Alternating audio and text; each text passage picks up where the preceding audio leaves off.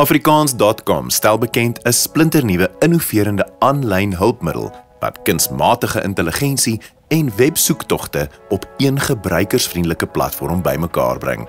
En dit alles in Afrikaans. Volg die stappe op die skerm om op te teken. Sodra jy opgeteken het, kan jy jou besonderhede gebruik om in te teken. 'n OTP sal na jou e-posadres gestuur word. Sodra jy dit ingevul het, sal jy toegang tot die platform verkry. Hierdie funksionaliteit laat jou toe om tussen twee filters te spring. Die wêreldwye webfilter laat jou toe om die algemene web te deursoek, terwyl die filter genaamd kunsmatige intelligensie gevorderde KI gebruik om inhoud te genereer, vrae te beantwoord, teks saam te vat, kreatiewe idees te ontwikkel en meer. Kom ons wys jou hoe. Veronderstel jy soek meer inligting oor Lorika Raug. Die eerste plek waarna toe jy moet gaan is die wêreldwye webfilter. Tik jou vraag hierin. Die funksionaliteit sal nou 'n antwoord genereer wat meer inligting oor jou vraag bied.